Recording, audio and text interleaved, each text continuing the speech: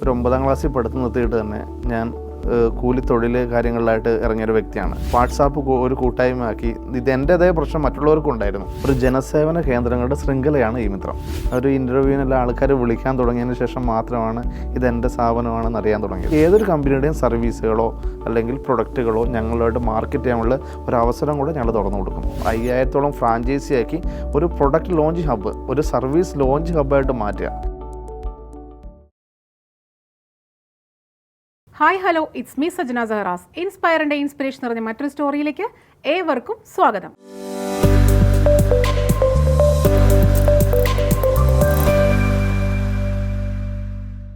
ഒരു ബിസിനസ് തുടങ്ങണം അല്ലെങ്കിൽ ഒരു സംരംഭകനാകണം ഒരുപാട് പേരുടെ ആഗ്രഹമാണ്. പക്ഷേ നഷ്ടം സഹിക്കാനോ റിസ്ക് ഏറ്റെടുക്കാനോ പലർക്കും താല്പര്യമുണ്ടാവില്ല. അങ്ങനെയുള്ളവർക്ക് കൂട്ടായി ഒരു മിത്രമുണ്ടെങ്കിലോ? ഇനി ഒരു ബിസിനസ് തുടങ്ങി സംരംഭകനായി, പക്ഷേ ഒരുപാട് കാര്യങ്ങൾ ഓടണം, ബില്ലുകൾ, ഗവൺമെൻറ് കാര്യങ്ങൾ, ഇതിനെല്ലാം കൂട്ടായി ഒരു മിത്രമുണ്ടെങ്കിലോ? അങ്ങനെ ഒരു മിത്രമാണ് ഇന്ന് നമ്മോടൊപ്പം ഉള്ളത്. ഈ മിത്രം എന്ന വലിയൊരു സംരംഭത്തിൻ്റെ സ്ഥാപകനായിട്ടുള്ള സന്തോഷ് ഈ മിത്രമാണ് ഇന്ന് നമ്മോടൊപ്പം ഇൻസ്പയറിംഗ് സ്റ്റോറി പങ്കുവയ്ക്കുന്നത്.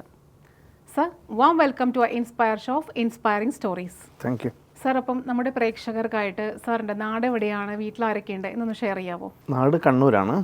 കണ്ണൂർ തളിപ്പറമ്പിനടുത്താണ്. വീട്ടിൽ ഭാര്യ, 3 മക്കളാണുള്ളത്. സാർ, ഞാൻ ഇൻട്രോയിൽ പറഞ്ഞിട്ടുണ്ടായിരുന്നു ബിസിനസ് തുടങ്ങാനായാലും ബിസിനസ് തുടങ്ങി കഴിഞ്ഞാലും ഒരു മിത്രമായിട്ട് നമ്മുടെ കൂടെ ഉണ്ടാവുന്നത്. അപ്പോൾ എന്താണ് ഒറ്റ വാക്കിൽ പറഞ്ഞാൽ ഈ മിത്രം? ഈ മിത്രം സർക്കാർ ഇതര സേവനങ്ങൾ സാധാരണ ജനങ്ങൾക്ക് നൽകുന്ന ഒരു ജനസേവന കേന്ദ്രങ്ങളുടെ ശൃംഖലയാണ് ഈ മിത്രം. ഓക്കെ, ജനസേവന കേന്ദ്രങ്ങളുടെ ഒരു ശൃംഖലയാണ് ഈ മിത്രം എന്ന് പറയുന്നത്. ഈ ജനസേവന കേന്ദ്രത്തിൽ എന്തെല്ലാം ഫെസിലിറ്റീസ് ആണ് നമ്മൾ പ്രൊവൈഡ് ചെയ്യുന്നത്? അതായത് സാധാരണ ജനങ്ങൾക്ക് കിട്ടുന്നത് സാധാരണ ഓൺലൈൻ സേവനങ്ങൾ കിട്ടുന്നതിനുപരിയായിട്ട് നമ്മളൊരു സാധാരണ രീതിയിൽ ഒരാൾക്കൊരു ബിസിനസ് കൂടെ സ്റ്റാർട്ട് ചെയ്യാൻ പറ്റും. ഒരു സാധാരണ ഒരാൾക്ക്, അതായത് മുതൽ മുടക്ക് തീരെ കുറഞ്ഞ്, അതായത് ഒരു കമ്പ്യൂട്ടറും പ്രിൻ്ററും മാത്രം ഉപയോഗിച്ചുകൊണ്ട് ഒരു കടമുറിയും വെച്ച് തന്നെ ഒരു ബിസിനസ് സ്വന്തമായി സ്റ്റാർട്ട് ചെയ്യാൻ പറ്റും. സാധാരണ കോടികളും ലക്ഷങ്ങളും മുടക്കി ഒരു ബിസിനസ് ചെയ്യാൻ പറ്റാത്ത ആൾക്ക് വളരെ എളുപ്പത്തിൽ, നഷ്ടസാധ്യത തീരെ ഇല്ലാത്തൊരു ബിസിനസ്സാണ് ഈ മിത്രം എന്നതുകൊണ്ട്, ഈ മിത്രം ചെയ്തുകൊണ്ട് നമുക്ക് നടത്തിയെടുക്കാൻ പറ്റുന്നതാണ്. അപ്പം ഈ മിത്രം എന്ന് പറയുമ്പോൾ നമുക്ക് ഈ പറഞ്ഞ പോലെ ഒരു കമ്പ്യൂട്ടറും അല്ലെങ്കിൽ പ്രിൻ്ററും ഉണ്ടെങ്കിൽ നമുക്കൊരു സ്ഥാപനം തുടങ്ങാൻ പറ്റുന്നതാണ് സാർ പറഞ്ഞിരിക്കുന്നത്. അപ്പോൾ അതിന് എത്രത്തോളം ഒരു മുതൽ മുടക്ക് നമുക്ക് ഫസ്റ്റ് ഇൻവെസ്റ്റ്മെൻറ്റ് നമ്മൾ കൊടുക്കേണ്ടി വരും? തീർച്ചയായും ഒരു കമ്പ്യൂട്ടറും ഒരു പ്രിൻ്ററും പറഞ്ഞാൽ സാധാരണ 20,000 രൂപയാണ് ഒരു കമ്പ്യൂട്ടർ. ഒരു പ്രിൻ്റർ എന്ന് പറഞ്ഞാൽ 12,000 രൂപയാണ്. പിന്നെ ഞങ്ങളുടെ ഒരു ഫ്രാഞ്ചൈസി ചാർജാണ്. ഫ്രാഞ്ചൈസി ചാർജ് എന്തിനാണെന്ന് വെച്ചിട്ടുണ്ടെങ്കിൽ ഞങ്ങൾ തരുന്ന licensing, training, back end support, branding, ഇതിനും കൂടെ ഒരു ഫ്രാഞ്ചൈസി ചാർജ് ഉണ്ട്. അത് 35,000 രൂപയാണ് ഞങ്ങൾ വാങ്ങുന്നത്. ഈ 35,000 രൂപയിൽ ലൈസൻസിങ് വരും. കാരണം ഓൺലൈൻ കേന്ദ്രങ്ങൾ നടത്തുമ്പോൾ അത് ലൈസൻസോടുകൂടി ചെയ്യണം. കാരണം ഒരു ഉദാഹരണം പറയുകയാണെങ്കിൽ ഒരു റെയിൽവേ ടിക്കറ്റ് ആർക്ക് മൊബൈൽ എടുക്കാൻ പറ്റും. പക്ഷെ അത് വിൽക്കണമെങ്കിൽ, ഒരു ബോർഡ് വെച്ച് വിൽക്കണമെങ്കിൽ അതിന് കൊമേഴ്സ്യൽ പോർട്ടൽ വേണം. അതേപോലത്തെ പോർട്ടലുകൾ, അതാണ് ലൈസൻസ് ഉദ്ദേശിക്കുന്നത്. അതേപോലത്തെ ലൈസൻസുകളെല്ലാം സംവിധാനത്തിന് തരും. പിന്നെ ട്രെയിനിങ് ഉണ്ടാവും. ഇതിങ്ങനെ എങ്ങനെയാണ് ഇത്രയും സർവീസുകൾ, 10-300ഓളം സേവനങ്ങളുണ്ട് ഞങ്ങൾക്ക്. അതെങ്ങനെയാണ് ചെയ്യേണ്ടതെന്നുള്ള കൃത്യമായ ട്രെയിനിങ് തരും. പിന്നെ മറ്റൊന്ന് ബാക്ക് എൻഡ് സപ്പോർട്ടാണ്. ബാക്ക് എൻഡ് സപ്പോർട്ട് എന്ന് പറഞ്ഞാൽ ചിലർ കണ്ടില്ലേ, ജനസേവന കേന്ദ്രം തുടങ്ങിയിട്ട് നിർത്തിപ്പോകുന്നത് ഓൺലൈൻ കേന്ദ്രങ്ങളൊക്കെ. അതിൻ്റെ കാരണം എന്ന് വെച്ചാൽ അവരെ സപ്പോർട്ട് ചെയ്യാൻ ഒരു ടീം ഇല്ലാത്തതുകൊണ്ടാണ്.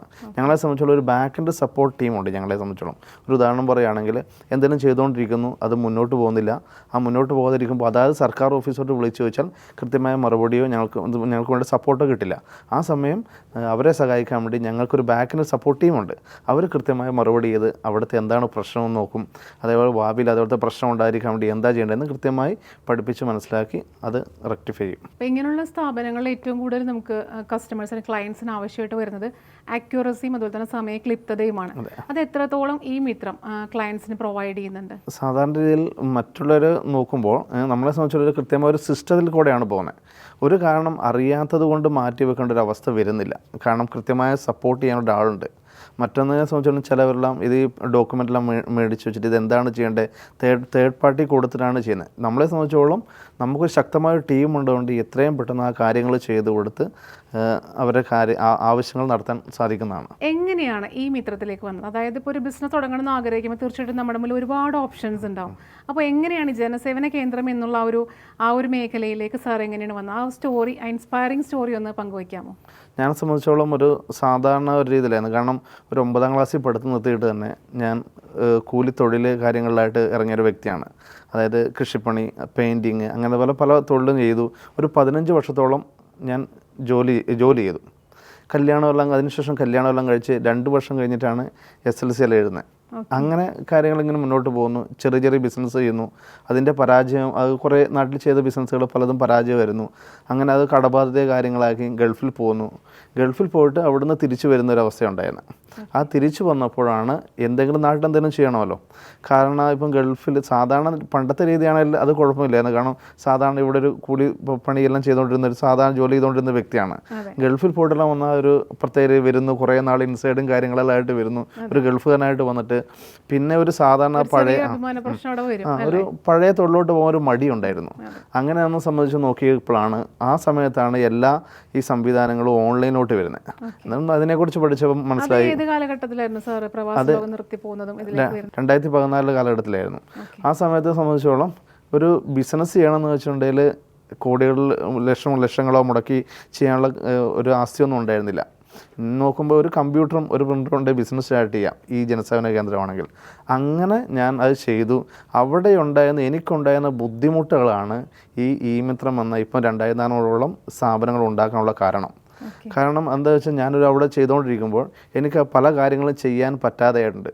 ആ സമയത്ത് അതായത് സർക്കാർ ഓഫീസോട് ഞാൻ വിളിച്ചു ചോദിക്കുമ്പോൾ എനിക്ക് മറുപടിയില്ല. പിന്നെ മറ്റു പല കാര്യങ്ങൾക്കും ഞാൻ ഇൻഡിവിജ്വലായൊരു വ്യക്തി പോയിട്ട് പല കമ്പനികളുമായി ടൈപ്പ് ചെയ്യാൻ അവരുടെ സർവീസിന് പോകുമ്പം എനിക്ക് ഡയറക്റ്റ് തരില്ല. കാരണം ഒരു വ്യക്തിയാണ്, അതുകൊണ്ട് തരില്ല. അങ്ങനെ അവിടെ ഉണ്ടായിരുന്ന പ്രശ്നങ്ങൾ ഞാനൊരു വാട്സാപ്പ് ഒരു കൂട്ടായ്മയാക്കി. ഇത് എൻ്റേതായ പ്രശ്നം മറ്റുള്ളവർക്കും ഉണ്ടായിരുന്നു. ഞാൻ അവരെ ഹെൽപ്പ് ചെയ്യാൻ വേണ്ടി ഒരു വാട്സാപ്പ് കൂട്ടായ്മയാക്കി. അവരെ ഹെൽപ്പ് ചെയ്യാൻ അങ്ങോട്ടും ഇങ്ങോട്ടും ഹെൽപ്പ് ചെയ്യാന്നുള്ള രീതിയിൽ പിന്നെ ആ രീതിയിൽ തുടങ്ങി. അവിടെ നിന്നാണ് ഇത്രയും വലിയൊരു സ്ഥാപനത്തോട്ട് എത്തിയത്. സാർ ഇപ്പോൾ പറഞ്ഞല്ലോ 9ാം ക്ലാസ്സിൽ പഠനം നിർത്തി പിന്നെ ഒരു ബിസിനസ്സിലേക്കൊക്കെ പോയി എന്ന് പറഞ്ഞു. അതിനുശേഷം കല്യാണത്തിന് ശേഷമാണ് 10ാം ക്ലാസ് പാസ്സാവുന്നത് അല്ലെങ്കിൽ അതിൻ്റെ പരീക്ഷ എഴുതുന്നത് പറഞ്ഞല്ലോ. ആ രസകരമായിട്ടുള്ള സംഭവങ്ങളൊക്കെ ഒന്ന് ഞങ്ങളുമായിട്ട് ഷെയർ ചെയ്യാമോ? തീർച്ചയായും. അത് കല്യാണം കഴിഞ്ഞ് ഒരു 2 വർഷം കഴിഞ്ഞപ്പോഴാണ് SLC എല്ലാം എഴുതാൻ തോന്നലുണ്ടായത്. കാരണം ഇങ്ങനെ പോയാൽ ശരിയാവില്ല. പലയിടത്തും പോകുമ്പോൾ നമ്മളൊരു 9ാം ക്ലാസ്സുകാരൻ തോന്നുന്നുണ്ടായിരുന്നു. അതങ്ങനെയാണ് ഞാൻ പഠിക്കാൻ പോകുന്നത്. നൈറ്റ് വാച്ചാണ് പഠിക്കാൻ പോകുന്നത്. അതായത് ജോലിയെല്ലാം ചെയ്യും. ജോലിയെല്ലാം ശേഷം 6 മണി തൊട്ട് 8 മണി വരെ നൈറ്റ് വാച്ചിനാണ് പോയിട്ടാണ് SLC പഠിക്കാൻ പോകുന്നത്. തീർച്ചയായിട്ടും ആ ഒരു പ്രായത്തിൽ SLC എഴുതാൻ പോകുമ്പോൾ രസകരമായിട്ടുള്ള പല സംഭവങ്ങളും ഉണ്ടായിട്ടുണ്ടാവുമല്ലോ. കാരണം ഏജ് ഗ്രൂപ്പ് തീർച്ചയായിട്ടും വ്യത്യാസമായിരിക്കും. അപ്പോൾ എന്തൊക്കെയായിരുന്നു ആ രസകരമായിട്ടുള്ള സംഭവങ്ങൾ? ഇപ്പം എന്നെ സംബന്ധിച്ചോളം ഞാൻ കുട്ടികളുടെ കൂടെയാണ് SLC തന്നെ. ഇപ്പം തുടക്കം തന്നെ അങ്ങനെയാണ്. ഇപ്പം ഞാൻ SLC എഴുതാൻ വേണ്ടി നേരെ സ്കൂളിലോട്ട് പോകുന്നു. ചപ്പാട് ഹൈസ്കൂളിലാണ്. മീശെല്ലാം വെച്ചിട്ടാണ് പോകുന്നത്. കുട്ടികൾ ഞാനവിടെ രാവിലെ പോകുന്നു. രാവിലെ ഒരു ബുക്കെല്ലായിട്ട് നേരെ പോകുന്നു. അന്നേരം നേരെ കുട്ടികളുടെ എഴുന്നേറ്റ് പറഞ്ഞു ഗുഡ് മോർണിംഗ് സാർ എന്ന് പറഞ്ഞിട്ട് എല്ലാവരും എഴുന്നേറ്റ് പേടിച്ചോടെ നിൽക്കുന്നു. ഞാൻ പിന്നെ എല്ലാവരോടും ഇരിക്കാൻ പറഞ്ഞു. നേരെ അവിടെ വന്നു. എല്ലാവരും പേടിച്ച് നിൽക്കുന്നു. ഞാൻ പോയി നേരെ എടുത്ത് ഫ്രണ്ടിൽ ഒരു റൈറ്റ് സൈഡിലായിരുന്നു ഞാൻ അവിടെ ഇരുന്നപ്പോൾ കുട്ടികളെല്ലാം ചിരിക്കാൻ തുടങ്ങി. അങ്ങനെ അപ്പോഴാണ് ഇത് മാഷല്ല, ഇത് എഴുതാൻ വേണ്ടി വന്ന സ്റ്റുഡൻ്റാന്ന് മനസ്സിലായത്. പിന്നെ എല്ലാവരും നല്ല കമ്പനി, നല്ലൊരു ബന്ധമായിരുന്നു. അപ്പോൾ കുടുംബത്തിലുള്ളവർ നല്ല സപ്പോർട്ടായിരുന്നു അങ്ങനെ എഴുതാൻ പോകുമ്പോൾ? ഇനി ഇതിനൊന്നും പോകണ്ട എന്നൊക്കെ ആരെങ്കിലും പറഞ്ഞിരുന്നോ? അങ്ങനെ പ്രത്യേകം പറഞ്ഞിട്ടുമില്ല. അവർ പറഞ്ഞിട്ട് വല്ല പോയത് അവർ സപ്പോർട്ട് എന്ന് പറഞ്ഞാൽ അങ്ങനെ നിൽക്കില്ല. ഞാൻ പിന്നെ അങ്ങനെ പോവുകയാണ് ചെയ്തത്. ഇഷ്ടത്തിൽ അങ്ങ് പോകല്ലേ. കുടുംബം എപ്പോഴും സപ്പോർട്ട് ചെയ്യാനായിട്ട് ഉണ്ടായിരുന്നു അല്ലേ? തീർച്ചയായിട്ടും. സാർ, ഇപ്പോൾ ഇത്രയും വലിയ ബ്രാഞ്ചസ് ഒക്കെ ഉള്ള ഒരു സ്ഥാപനത്തിന്റെ ഉടമയാകുമ്പോൾ തീർച്ചയായിട്ടും ഒരു ചോദ്യം അല്ലെങ്കിൽ ഒരു സംശയം പ്രേക്ഷകർക്ക് വരും. ബിസിനസ് കുടുംബത്തിൽ നിന്നാണോ വന്നേക്കുന്നത്? മറ്റുള്ളവർ ബിസിനസ് ചെയ്തിട്ടുണ്ടോ കുടുംബത്തിൽ ആരെങ്കിലും എന്നൊരു ചോദ്യം വരും. അങ്ങനെയൊക്കെ ആരെങ്കിലും ബിസിനസ് ചെയ്തിട്ടുണ്ടായിരുന്നോ? തീർച്ചയായും അങ്ങനെ ഒരു കുടുംബത്തിലൊന്നും അല്ല. സാധാരണ കൃഷിക്കാരായിരുന്നു മൊത്തത്തിലുണ്ടായിരുന്നത്. പക്ഷെ എനിക്കെന്താ ചെയ്യുമ്പോൾ തന്നെ മറ്റൊരു രീതിയിൽ ഒരു ബിസിനസ്സിലോട്ട് ചെയ്യണമെന്നുള്ള ആഗ്രഹമുള്ള ആളാണ്. അതുകൊണ്ട് തന്നെ ഇവിടെ വന്ന് ഇപ്പം ബിസിനസ് ചെയ്യാണ്ട് ഇപ്പോൾ എറണാകുളത്ത് വരുമ്പോൾ തന്നെ ഇപ്പം വീട്ടിൽ കുടുംബത്തിലാണെങ്കിൽ ഞാൻ ബിസിനസ് ചെയ്യാൻ പോവുകയാണെന്ന് ഞാൻ നാട്ടുകാരോടോ വീട്ടിൽ വരെ പറഞ്ഞിട്ടില്ല. വീട്ടിൽ പറഞ്ഞില്ല. വീട്ടുകാരോട് പറഞ്ഞ് 25,000 രൂപ സാലറിക്ക് ഇവിടെ ജോലിക്ക് പോവുകയാണെന്ന്. അതുകൊണ്ട് അവർ ഹാപ്പി ആയിരുന്നു. ഇതിനെക്കുറിച്ചൊരു സംശയങ്ങളോ കാര്യങ്ങളോ എന്നെ ഒരു ബുദ്ധിമുട്ടാക്കിയാണോ ഒന്നും വന്നിട്ടുമില്ല. അതുകൊണ്ട് തന്നെ കുഴപ്പമുണ്ടായില്ല. അല്ലെങ്കിൽ ഇപ്പോൾ ഞാൻ ബിസിനസ്സാണ് ചെയ്യുന്നത് കഴിഞ്ഞാൽ എന്നെ ബുദ്ധിമുട്ടിച്ചുകൊണ്ടിരിക്കും. കാരണം ഒരു ബിസിനസ്സിന് തുടക്കം എന്ന് പറഞ്ഞാൽ കൃത്യമായി എമൗണ്ടോ കാര്യങ്ങളൊന്നും ഉണ്ടാവില്ല. കുറച്ച് റിസ്ക് ആയിരിക്കും. അതുകൊണ്ട് തന്നെ എന്നെക്കുറിച്ച് ആരും നെഗറ്റീവ് ആക്കാൻ ആരും ഉണ്ടായിരുന്നില്ല. സാർ തന്നെ മാത്രം ചിന്തിച്ച് സാർ തന്നെ പ്ലാൻ ചെയ്ത് നേരത്തെ പറഞ്ഞ പോലെ സാറായിരുന്നു അതിന്റെ ഓൾ ഇൻ വൺ അല്ലേ? എല്ലാ പ്രവർത്തനങ്ങളും സാർ ഒറ്റക്കായിരുന്നു. ടെൻഷൻസ് ഒന്നും ഷെയർ ചെയ്യാൻ സാർ താല്പര്യം. അതിനുശേഷമാണ് ആൾക്കാർ കൂടിയപ്പോഴും ഈ ബിസിനസ് ചെയ്യുന്നത് എൻ്റെ വീട്ടുകാർക്കോ കുടുംബക്കാർക്കോ ആർക്കും അറിയത്തില്ലായിരുന്നു. അതിന് ഒരു ലെവലിൽ എത്തിക്കാതിന് ശേഷം മാത്രമാണ്, ഒരു ഇൻ്റർവ്യൂവിനെല്ലാം ആൾക്കാർ വിളിക്കാൻ തുടങ്ങിയതിന് ശേഷം മാത്രമാണ് ഇതെൻ്റെ സ്ഥാപനമാണെന്ന് അറിയാൻ തുടങ്ങിയത്. മനസ്സിലാക്കുന്നത്. അത് വലിയ സസ്പെൻസ് ആണ് ആക്ച്വലി. കാരണം ഈ ഒരു SLC ഒരു പ്രായത്തിൽ എഴുതി പാസ്സാവുന്നതായാലും അതല്ലെങ്കിൽ ഒരു സ്ഥാപനം തുടങ്ങിയിട്ട് ഇത്രയും വലിയൊരു സ്ഥാപനത്തിലേക്ക് എത്തിക്കഴിയുമ്പോഴാണ് ഫാമിലി അറിയുന്നതെന്ന് പറയുമ്പോൾ അത് തീർച്ചയായിട്ടും ഒരു രസകരവുമാണ്, അതോടൊപ്പം തന്നെ എക്സൈറ്റിങ്ങുമാണ് അല്ലേ? അതുകൊണ്ട് തന്നെ വളരെ എളുപ്പത്തിൽ ആരെയും ഒന്നും കാണിക്കേണ്ട ആവശ്യമില്ലായിരുന്നു. കാരണം ഇപ്പം നമ്മളൊരു ബിസിനസ് ചെയ്യാൻ വേണ്ടി പോകുന്നു, ബിസിനസ് ചെയ്യാൻ വേണ്ടി അവർ പിറ്റേ ദിവസം വെച്ചിട്ട് ചോദിക്കും, അവർ എല്ലാവരും വീട്ടിൽ നിന്ന് ആയിക്കോട്ടെ അല്ലെങ്കിൽ കൂട്ടുകാരായിക്കോട്ടെ അവരോടൊക്കെ പറഞ്ഞിട്ട് പോകണമെങ്കിൽ അവർ ചോദിക്കും എന്തായി, ശരിയാവുമോ, ശരിയായില്ല ഇത് നടക്കുമോ, ചിലപ്പോൾ അങ്ങനെ ചോദിക്കാം, ചിലപ്പോൾ എന്തായി റിസൾട്ട് എന്ന് ചോദിക്കാം, ചിലപ്പോൾ ഒരു ബിസിനസ് ചെയ്താൽ തുടക്കക്കാർക്ക് എന്താണെന്ന് അറിയാമല്ലോ, തുടക്കത്തിലൊന്നും കൃത്യമായ ഒരു വരുമാനമൊന്നും കിട്ടില്ല. അതുകൊണ്ട് തന്നെ ഇവരുടെയൊക്കെ ചോദ്യങ്ങൾ സാർ ഒഴിവാക്കാൻ വേണ്ടിയിട്ടായിരിക്കാം ഇങ്ങനെ ഒരു ഒളിച്ചു വെക്കൽ ഉണ്ടായത്. എങ്കിൽ പോലും സാറിന് നല്ല ഹോപ്പ് ഉണ്ടായിരുന്നു ഇത് സക്സസിലേക്ക് എത്തുന്നുള്ള ഹോപ്പ്? തീർച്ചയായും ഉണ്ടായിരുന്നു. അതുകൊണ്ട് തന്നെയാണ് ഒരു രൂപ പോലും വരുമാനം കിട്ടാതിരുന്നപ്പോഴും ഇത്രയും ടീമിന് ആദ്യത്തെ കണ്ടീഷനിൽ ഞാൻ പറയുകയാണെങ്കിൽ എനിക്ക് ഓർക്കുന്നു, ഞാൻ ഓൺലൈനിൽ ലോൺ എടുത്തിട്ട് തന്നെയാണ് മറ്റുള്ളവർ നമ്മുടെ സ്റ്റാഫിന് സാലറി കൊടുത്തുകൊണ്ടിരുന്നത്. ആ സമയം അവർ തന്നെ എന്നോട് പറയും ഇതെങ്ങനെ ഇനി മുന്നോട്ട് പോകാൻ പറ്റുമോ എന്നുള്ള തോന്നൽ നമ്മുടെ സ്റ്റാഫ് തന്നെ പറയാറുണ്ടായിരുന്നു. അതിനുശേഷമാണ് ഇത്രത്തോളം വലിയൊരു പ്രസ്ഥാനത്തിലേക്ക് എത്തിയത്. അപ്പം തീർച്ചയായിട്ടും ഈ മിത്രം എന്ന് പറയുമ്പോൾ നമ്മൾ ഇന്നത്തെ കാലത്തായാലും ഏതൊരു കാലഘട്ടം നോക്കിയാലും ഒരു സ്ഥാപനം മുന്നോട്ട് കൊണ്ടുപോകുന്നതിന് ഒരുപാട് ബുദ്ധിമുട്ടും. അതേ സമയത്ത് ഒരു എബവ് 2000 ബ്രാഞ്ചസ് ആണ് ഈ മിത്രത്തിനുള്ളത്. അപ്പോൾ തീർച്ചയായിട്ടും അതിൻ്റെ തലവേദന എന്ന് പറയുന്നത് ചെറുതായിരിക്കില്ല, അത്രയും വലുതായിരിക്കും. അപ്പോൾ ഒരു വലിയ ടീം തന്നെ സാറിന് അതിനൊപ്പം ഉണ്ടോ, സാർ ഒറ്റയ്ക്കാണോ ഇത് ഹാൻഡിൽ ചെയ്യുന്നത്? തുടക്കം വന്നത് ഒറ്റയ്ക്കായിരുന്നു. തുടക്കത്തെ കാരണം വെച്ചാൽ ആദ്യം ഒരു വലിയൊരു ലക്ഷങ്ങൾ വെച്ചിട്ടോ അങ്ങനെ ചെയ്തൊരു ബിസിനസ് അല്ല. ഞാൻ തന്നെ ഗൾഫിൽ നിന്നെല്ലാം പോയി വന്നു ചെറിയൊരു എമൗണ്ട് വെച്ചിട്ട് തുടങ്ങിയതാണ്. അതായത് ചെറിയൊരു എമൗണ്ട് വെച്ചിട്ട് ചെറുതായിട്ട് തുടങ്ങിയ സംവിധാനമാണ്. ആദ്യത്തെ സെയിൽസ്മാൻ ഞാൻ തന്നെയാണ്, ആദ്യത്തെ മാനേജർ ഞാൻ തന്നെയാണ്, ആദ്യത്തെ ട്രെയിനിങ് കൊടുക്കുന്ന ആൾ ഞാൻ തന്നെയാണ്, ഓൾ ഇൻ വൺ. അതിനുശേഷമാണ് പതുക്കെ ഓരോന്നായിട്ട് ഓരോ ആളായിട്ട് കൂടുകയാണ് ചെയ്തത്.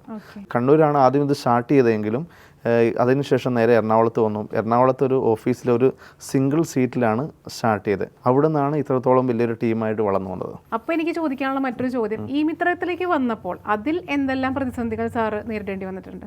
ഈ മിത്രത്തിനെ സംബന്ധിച്ചോളം ഞാനൊരു ഫ്രാഞ്ചൈസി കൊടുക്കുകയാണ് ചെയ്തത്. അവിടെ സംബന്ധിച്ചോളം എന്നെ സംബന്ധിച്ചോളം ഞാൻ ഈ കാര്യങ്ങളൊക്കെ എനിക്ക് അറിയാവുന്ന ആളാണ്. പിന്നെ നല്ലൊരു ശക്തമായ ടീമും ഉണ്ടായിരുന്നു. പിന്നെ അവിടെ വന്നൊരു ബുദ്ധിമുട്ടെന്ന് പറഞ്ഞാൽ കൊറോണ സമയത്താണ്.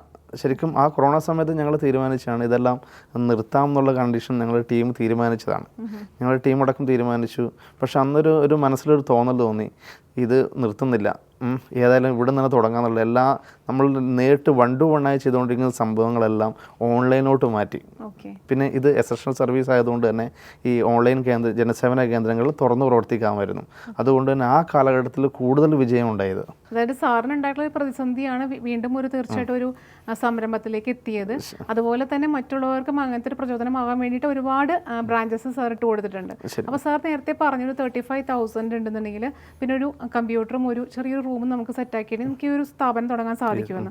അപ്പോൾ ഇപ്പോൾ പ്രവാസ ലോകം കഴിഞ്ഞു വരുന്ന ഒരുപാട് ആൾക്കാരുണ്ട്. അപ്പോൾ അവർക്കും ഇത് വളരെ യൂസ്ഫുൾ ആയിരിക്കുള്ളൂ ഈ മിത്രം സ്റ്റാർട്ട് ചെയ്യാനായിട്ട്. പക്ഷേ ഇതിനെന്തെങ്കിലും ഒരു ഏജ് കാറ്റഗറി ഉണ്ടോ? ഇപ്പോൾ ഈ ഒരു പ്രായത്തിലുള്ളവർക്ക് സ്റ്റാർട്ട് ചെയ്യാൻ പറ്റുന്ന ഒരു കാറ്റഗറി അങ്ങനെ എന്തെങ്കിലും ഉണ്ടോ? അങ്ങനെ ഒന്നുമില്ല, ഒരു കാറ്റഗറി ഇല്ല. കാരണം ഞങ്ങൾക്ക് ഡോക്യുമെൻ്റായി വേണ്ടത് ആകെ ആധാർ കാർഡും പാൻ കാർഡുമാണ് അവരെ വേണ്ടു. പിന്നെ അവരെ സംബന്ധിച്ചുള്ള സർവീസ് മെൻറ്റാലിറ്റി ഉണ്ടാകണം. പിന്നെ അതേപോലെ തന്നെ ഒരു ജോലി ചെയ്യാനുള്ളൊരു തോന്നലും വേണം. അല്ലാതെ വെറുതെ ഒരു രീതിയിൽ പോരാ, മടി പിടിച്ചാൽ ഒരു സർവീസ് മെൻറ്റാലിറ്റി ഉള്ള ഏതൊരാൾക്കും ചെയ്യാൻ പറ്റുന്നതാണ്. കാരണം അതിൻ്റെ വാല്യൂ എന്ന് പറയുകയാണെങ്കിൽ ഒരു നാട്ടിൽ തന്നെ പെൻഷൻ ഇല്ലാത്തവർ പെൻഷനായി കൊടുക്കാം, പാസ്പോർട്ട് ഇല്ലാത്തവർക്ക് പാസ്പോർട്ടായി കൊടുക്കാം. അങ്ങനെ ഒരാൾ ജനന സർട്ടിഫിക്കറ്റ് മരണ സർട്ടിഫിക്കറ്റ് വരെ ഓൺലൈനാണ് ചെയ്യുന്നത്. ഇത്രയും സംവിധാനങ്ങൾ ചെയ്തു കൊടുത്ത് ഒരു മാന്യമായ വരുമാനം ഉണ്ടാക്കാൻ പറ്റുന്ന ഒരു അവസരമാണ്. അതുകൊണ്ട് തന്നെ സാധാരണ ഇപ്പോൾ ഞങ്ങളെ സംബന്ധിച്ചോളം അത് പറയുകയാണ്, ആൻഡ്രോയിഡ് മൊബൈൽ ഉപയോഗിക്കാൻ അറിയാവുന്നവർ തന്നെ ഞങ്ങളുടെ ട്രെയിനിങ്ങിലൂടെ ശക്തമായി തന്നെ നല്ല രീതിയിൽ ബിസിനസ് ചെയ്യുന്നു. പിന്നെ അതേപോലെ തന്നെ വീട്ടിലിരിക്കുന്ന കല്യാണമെല്ലാം കഴിഞ്ഞു, പല നാട്ടിൽ നിന്നും വന്ന് കല്യാണമെല്ലാം കഴിഞ്ഞ് ഉള്ള സ്ത്രീകളൊക്കെ വെറുതെ ഇരിക്കുന്നവർ ഇതിനെക്കുറിച്ച് മനസ്സിലാക്കി അവർക്കൊരു ശക്തമായൊരു തൊഴിൽ, ഒരു സ്വന്തമായിട്ടൊരു ബിസിനസ് ആരംഭിച്ച് ധാരാളം ആൾക്കാർ ചെയ്യുന്നുണ്ട്. അപ്പം ഇത്രയും നേരം നമ്മൾ പറഞ്ഞത് ഒരുപാട് ഫെസിലിറ്റീസ് നമ്മൾ പ്രൊവൈഡ് ചെയ്യുന്നുണ്ടെന്ന് പറഞ്ഞു. പക്ഷേ ഇതുമായിട്ട് ബന്ധമില്ലാത്തൊരു സ്ഥാപനം വരികയാണ്, ഈ മിത്രത്തിനോട് വരികയാണെങ്കിൽ അവരുമായിട്ട് എങ്ങനെയാണ് അസോസിയേറ്റ് ചെയ്യാൻ പറ്റുക? ലൈക്ക് മാർക്കറ്റിംഗ് ഫീൽഡിലൊക്കെ അവരെ ഹെൽപ്പ് ചെയ്യുന്നുണ്ടോ? തീർച്ചയായും ഉണ്ട്. അതായത് ഈ മിത്രം 3 രീതിയിലാണ് ചെയ്യുന്നത്. ഒന്ന്, ഒരു നാട്ടിലൊരു ജനസേവന കേന്ദ്രം ഉണ്ടാക്കി ഒരു വ്യക്തിക്ക് ഒരു ചെറിയൊരു ബിസിനസ്, അതായത് സ്വയം തൊഴിൽ പോലെയുള്ള ഒരു ബിസിനസ്, 1 അതിൽ 2 3 ആൾക്ക് തൊഴിൽ കൊടുക്കാൻ പറ്റുന്ന ഒരു രീതിയിലാണ് സാധാരണ ഫ്രാഞ്ചൈസി ബിസിനസ്. പിന്നെ രണ്ടാമത് ഉള്ളതാണ് white label business. White label പറഞ്ഞാൽ ഈ മിത്രം എന്നത് ഞങ്ങളുടെ ബ്രാൻഡാണ്. അതേപോലെ നമ്മൾ പല കമ്പനികൾക്കും back end support, training, licensing എല്ലാം ചെയ്യുന്നുണ്ട്. അതായത് ഒരു ഇന്ത്യ മുഴുവൻ ബിസിനസ് ചെയ്യണം എങ്കിൽ ഇത്രത്തോളം ഞങ്ങളെപ്പോലെ ഒരു ടീമിനെ, software team, training team, back end team, ഇത്രയും ടീമിനെ ആക്കി ഒരു തുടക്കക്കാർക്ക് ചെയ്യാൻ വളരെ ബുദ്ധിമുട്ടാണ്. അങ്ങനെയുള്ളവർക്ക് ഈ back end support, training, software കൈകാര്യം ചെയ്ത് ഞങ്ങൾ ചെയ്യുന്നുണ്ട്. അതായത് ചെറിയൊരു ചിലവിൽ തന്നെ അവർ മാർക്കറ്റിംഗ് മാത്രം നടത്തിക്കൊണ്ട് തന്നെ ഇതേപോലത്തെ ഒരു ബ്രാൻഡ്, ഈ മിത്രം പോലെ മറ്റൊരു ബ്രാൻഡ്, ഒരു ഉദാഹരണം പറയുകയാണെങ്കിൽ വി ഹെൽപ്പ് എന്ന ഒരു ബ്രാൻഡാണെങ്കിൽ അവർ ആ ബ്രാൻഡിൽ മാർക്കറ്റിംഗ് മാത്രം ചെയ്താൽ മതി. അവർക്ക് എത്ര ഫ്രാഞ്ചൈസി മുകളിലും കൊടുക്കാം. അതായത് ഈ മിത്രം എന്നതിന് ബാക്ക് എൻഡ് ചെയ്യുന്ന അതേപോലെ തന്നെ അവരുടെ ബ്രാൻഡിലായിരിക്കും ചെയ്യുക എല്ലാ കാര്യങ്ങളും. അവർക്ക് വേണ്ട സപ്പോർട്ട് അവരുടെ കമ്പനിയുടെ പേരിലായിരിക്കും ചെയ്യുക. എന്താണ് അവരുണ്ടാക്കുന്ന ബ്രാൻഡ് ആ പേരിലായിരിക്കും ചെയ്യുക. അവിടെ ഈ മിത്രത്തിന് യാതൊരു സർവീസ് നമ്മുടെ ആയിരിക്കും, പക്ഷേ അവരുടെ ബ്രാൻഡിലായിരിക്കും. വൈറ്റ് ലേബൽ അത് അവർക്ക് ഇഷ്ടമുള്ള ഫ്രാഞ്ചൈസി ചാർജ് വാങ്ങാം. അവർക്ക് ഇന്ത്യ മുഴുവൻ എവിടെയും ചെയ്യാം. ഓക്കെ. പിന്നെ മറ്റൊന്നെന്ന് പറഞ്ഞാൽ മറ്റ് കമ്പനിയുടെ സർവീസ്, തേർഡ് പാർട്ടി സർവീസുകൾ. അതായത് ഇപ്പം ഏതൊരു കമ്പനിയുടെ ആണെങ്കിലും സർവീസ്, ഇപ്പം ബാങ്കിങ് കാര്യങ്ങളായിക്കോട്ടെ, ഇപ്പം എന്തൊരു സർവീസാണെങ്കിലും, ഇപ്പം GST സർവീസ് ആയിക്കോട്ടെ, മാട്രിമോണി സർവീസ് ആയിക്കോട്ടെ, ഇതൊക്കെ ഞങ്ങളിലൂടെ ചെയ്യുന്നുണ്ട്. അതിൻ്റെ ഒരു പ്രത്യേകത എന്താണെന്ന് വെച്ചിട്ടുണ്ടെങ്കിൽ സാധാരണ ഒരു ഓഫീസ് എല്ലായിടത്തും, ഒരു കമ്പനി, ഒരു ഉദാഹരണം പറയുകയാണ്, ഒരു മാട്രിമോണി കമ്പനിക്ക് ഒരു ഓഫീസ്, കേരളത്തിൽ ഓഫീസ് തുടങ്ങണം. ഞങ്ങളെ സംബന്ധിച്ചിട്ട് ഇപ്പോൾ 2400 ഒരു ഓഫീസ് കേരളത്തിൽ തുടങ്ങണമെങ്കിൽ കോടികൾ മുടക്കണം. എല്ലായിടത്തും സ്റ്റാഫിനെ വെക്കണം, കമ്പ്യൂട്ടർ വേണം, കട വേണം, അതിൻ്റെ സെക്യൂരിറ്റി കൊടുക്കണം. ഇങ്ങനെ ലക്ഷങ്ങൾ മുടക്കിക്ക് വേണം ചെയ്യാൻ വേണ്ടിയിട്ട്. ഇപ്പം ഇതിനെ ഞങ്ങളുമായിട്ട് അസോസിയേറ്റ് ചെയ്യുകയാണെങ്കിൽ ഒരു ദിവസം കൊണ്ട് തന്നെ 2400 അവരുടെ കസ്റ്റമർ സർവീസ് പോയിന്റുകൾ അവർക്ക് ഓപ്പൺ ചെയ്യാൻ പറ്റും. കാരണം ഞങ്ങൾക്ക് ഓൾറെഡി സ്റ്റാഫുണ്ട്, അവിടെ കമ്പ്യൂട്ടറുണ്ട്, അവർ വെൽ ട്രെയിനഡ് ആണ്. അതുകൊണ്ട് തന്നെ അവരുടെ സർവീസുകൾ ഞങ്ങളുടെ സെൻറ്ററുകളിൽ പല ആവശ്യങ്ങൾക്കായി ഒരു ദിവസം 150 തൊട്ട് 200 ആൾ കയറി ഇറങ്ങുന്നതാണ്. ഞങ്ങൾക്കൊരു ഡിസ്പ്ലേ ബോർഡിൽ അവരുടെ ഡീറ്റെയിൽസ് കൊടുക്കുകയാണെങ്കിൽ അവർ ഓരോ ആളും വന്നിട്ട് 5-10 മിനിറ്റ് അവിടെ വന്ന് നിൽക്കുന്നവരാണ്. ഞങ്ങൾ ഡിസ്പ്ലേയിൽ കൂടെ വരുന്ന ഒരു നോട്ടീസിൽ കൂടെ വരുന്ന കാര്യങ്ങൾ അവർ മനസ്സിലാക്കും. അവർ നമ്മളോട് ചോദിക്കും ഇതെന്താണെന്ന് ചോദിക്കുമ്പോൾ അതിനെക്കുറിച്ച് പറഞ്ഞ് മനസ്സിലാക്കി അവിടെ ഒരു സെയിൽ നടക്കുമ്പോൾ ഞങ്ങളുടെ സെൻറ്ററിനും ചെറിയൊരു വരുമാനം കൊടുക്കുകയാണെങ്കിൽ ആ ഒരു മാർക്കറ്റിംഗ് ചെയ്യാം. അത് തന്നെയാണ് ഞങ്ങളുടെ ലക്ഷ്യം. അത് തന്നെയാണ് 5000-ഓളം ഫ്രാഞ്ചൈസി ആക്കി ഒരു പ്രൊഡക്റ്റ് ലോഞ്ച് ഹബ്ബ്, ഒരു സർവീസ് ലോഞ്ച് ഹബ്ബായിട്ട് മാറ്റുക. ഏതൊരാൾക്കും അവരുടെ സർവീസുകൾ അവരുടെ കസ്റ്റമർ സർവീസ് പോയിന്റ് ആയിട്ട് ഞങ്ങളുടെ സ്ഥാപനങ്ങൾ വഴി നടത്തി കൊടുക്കാൻ പറ്റുന്ന ഒരു രീതി. നമ്മുടെ ഈ മിത്രം എന്ന് പറഞ്ഞ ജനസേവന കേന്ദ്രം അല്ലെങ്കിൽ ജനസേവന കാര്യങ്ങൾ മാത്രമല്ല നമുക്ക് പ്രൊവൈഡ് ചെയ്യാൻ പറ്റുന്നത്. ഒരുപാട് കമ്പനികൾ വരികയാണെങ്കിൽ അവരുടെ അസോസിയേറ്റ് ചെയ്ത് അവരുടെ മാർക്കറ്റിംഗ് ആയിട്ടുള്ള എല്ലാ കാര്യങ്ങളും നമുക്ക് ചെയ്തു കൊടുക്കാനായിട്ട് സാധിക്കും. അതായത് നമ്മുടെ സ്ഥാപനത്തിൽ വരികയാണെങ്കിൽ എല്ലാ സേവനങ്ങളും ഞങ്ങളുടെ സെന്റർ വഴി നടത്താൻ പറ്റും. ഇനി സാറിനോട് മറ്റൊന്ന് ചോദിക്കാനുള്ള, എന്താണ് ഇതിന്റെ എക്സ്പാൻഷൻസ് അല്ലെങ്കിൽ അതർ ഫെസിലിറ്റീസ് എന്തൊക്കെയാണ് പ്രൊവൈഡ് ചെയ്യാനായിട്ട് ഉദ്ദേശിക്കുന്നത്? ഈ മിത്രത്തെ സംബന്ധിച്ചോളം 2026 ആകുമ്പോഴത്തേനും 5000-ഓളം ഫ്രാഞ്ചൈസി കേരളത്തിലുണ്ടാക്കി ഒരു പ്രൊഡക്റ്റ് ലോഞ്ച് ഹബ്ബ് അല്ലെങ്കിൽ സർവീസ് ലോഞ്ച് ഹബ്ബാക്കി മാറ്റുക എന്നാണ് ഈ മിത്രത്തിൻ്റെ ഉദ്ദേശം. അപ്പം ഇപ്പം നമ്മുടെ കേരളത്തിൽ ജനസേവന ഈ മിത്രം കേന്ദ്രങ്ങളുണ്ട്. ഇനി അത് പുറത്തേക്ക് ഇപ്പോൾ ഓൾറെഡി ഉണ്ടോ, അതിന് വ്യാപിപ്പിക്കാൻ താല്പര്യമുണ്ടോ? ഈ മിത്രം ഇപ്പോൾ തമിഴ്നാട്ടിൽ ഓൾറെഡി സ്റ്റാർട്ട് ചെയ്ത് കഴിഞ്ഞു. അവിടെ ഫ്രാഞ്ചൈസി തുടങ്ങിക്കഴിഞ്ഞു. ഇനി അതേപോലെ തന്നെ ഇപ്പോൾ കർണാടകത്തിൽ ഒരു ടീം ബിൽഡ് ചെയ്തുകൊണ്ടിരിക്കുന്നു. അടുത്ത് തന്നെ കർണാടകത്തിലും ഉണ്ടാവും. ഈ മിത്രത്തിൽ സ്റ്റാർട്ട് ചെയ്തപ്പം ഒരു ചെറിയൊരു എമൗണ്ടാണ് സാർ ഇട്ടിരുന്നതെന്ന് പറഞ്ഞിട്ടുണ്ടായിരുന്നു.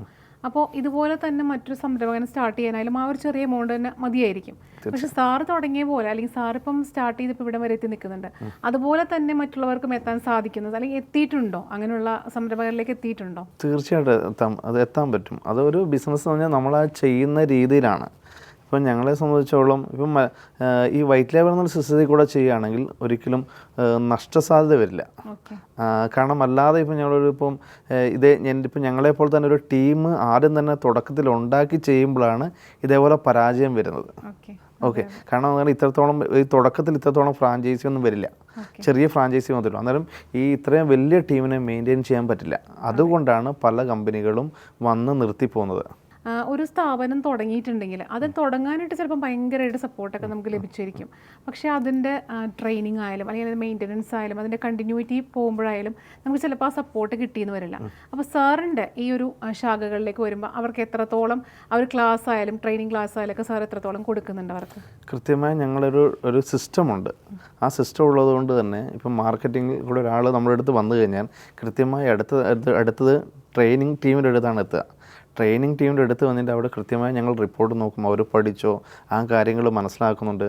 അതിനുശേഷം ഒരു ശക്തമായ ബാക്ക് എൻഡ് സപ്പോർട്ട് ടീം ഉള്ളതുകൊണ്ട് തന്നെ അവർ നിലനിർത്തി കൊണ്ടുപോകാനുള്ള എല്ലാ കാര്യങ്ങളും ഞങ്ങൾ ചെയ്യുന്നതാണ്. ഓക്കെ. അപ്പോൾ ഇത് സ്റ്റാർട്ട് ചെയ്യാൻ ഉദ്ദേശിച്ച സാറിനെ കോൺടാക്ട് ചെയ്തിട്ടുണ്ടെങ്കിൽ ഇത്ര ടൈം പീരീഡ് ഒക്കെ ഉണ്ടോ, ഇങ്ങനെ ഒരു ട്രെയിനിങ് പീരീഡ് ഒക്കെ അങ്ങനെ കൊടുക്കുന്നുണ്ടോ? തീർച്ചയായും ഉണ്ട്. അതായത് ഒരാൾ വന്നതിന് ശേഷം ഞങ്ങൾ ഒരു 15 ദിവസം ട്രെയിനിങ് ആണ് ഉണ്ടാകുന്നത്. ഈ 15 ദിവസം കൊണ്ടാണ്, ആ 15 ദിവസം ട്രെയിനിങ് 1 to 1 ആണ്. ഒരു വ്യക്തിക്ക് വേണ്ടി ഒരു ട്രെയിനർ തന്നെ എടുക്കുന്നതാണ്. അത് ഓൺലൈൻ മുഖേനയാണ്. അത് ട്രെയിനിങ് എന്ന് പറഞ്ഞാൽ അവരെ കൊണ്ട് ചെയ്ത് പഠിപ്പിക്കുകയാണ് ചെയ്യുന്നത് ഇത്രയും സേവനങ്ങൾ.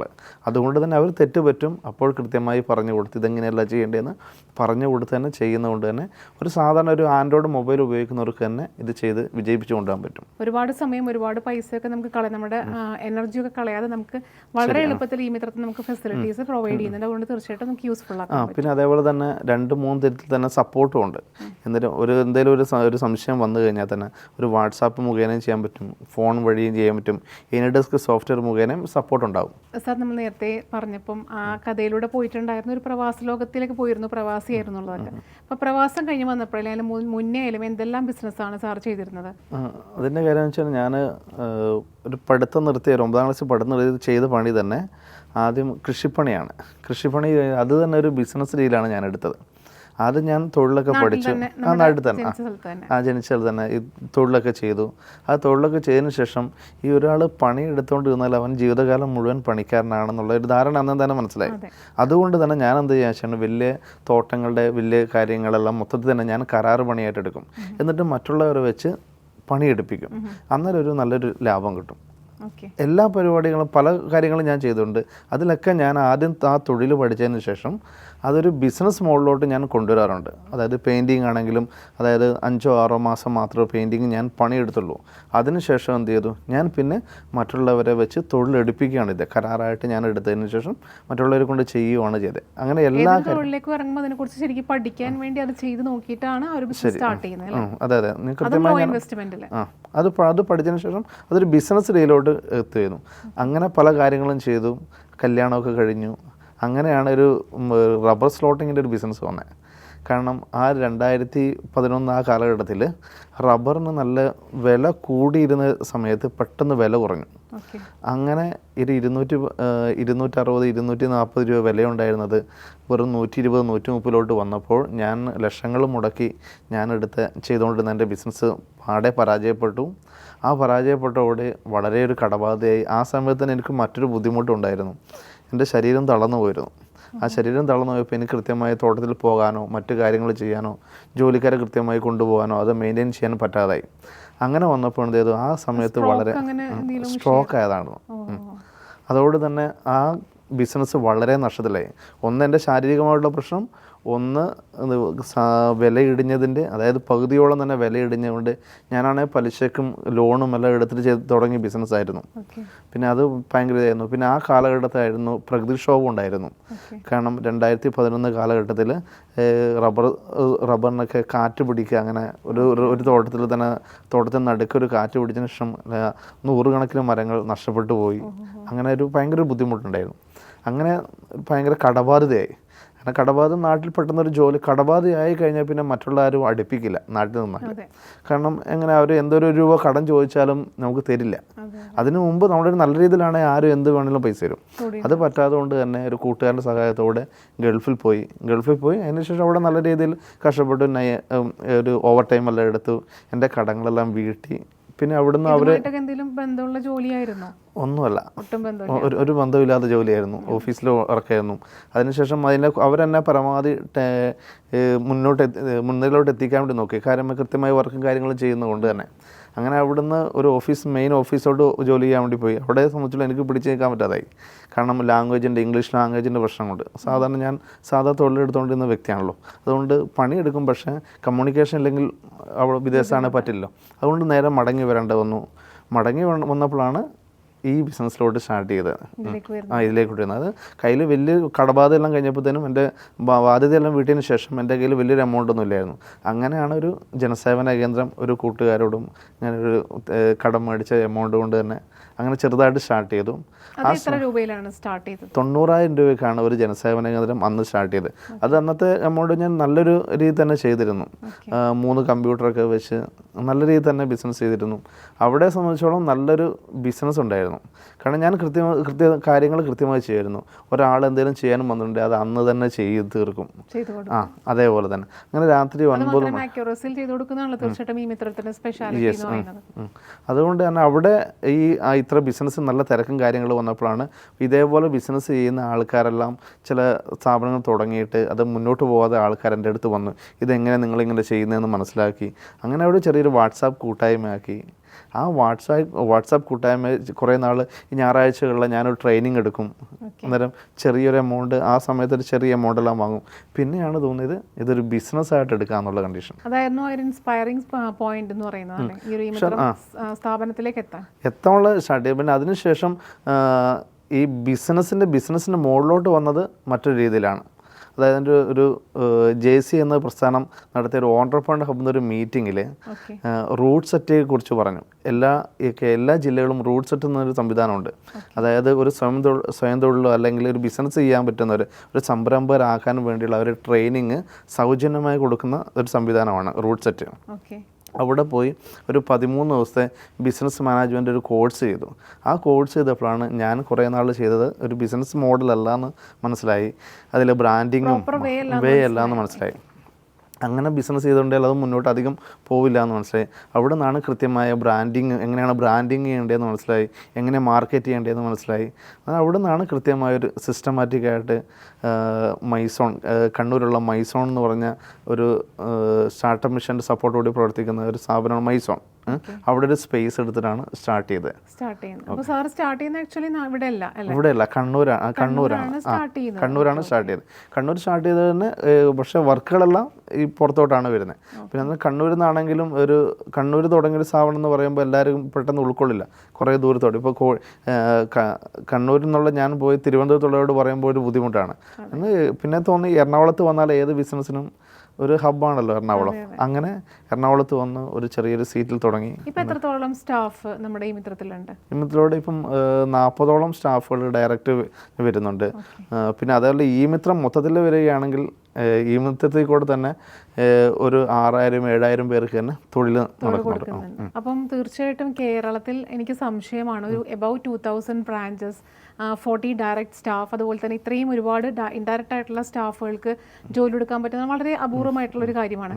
അപ്പോൾ ഈ ഒരു കമ്പനിയുമായിട്ട്, ഈ മിത്രത്തിനായിട്ട് മറ്റൊരു വലിയൊരു കമ്പനി ടൈപ്പ് ചെയ്യാനായിട്ട് ഉള്ള ഒരു കാര്യം വരികയാണെങ്കിൽ അത് താല്പര്യമുണ്ടോ?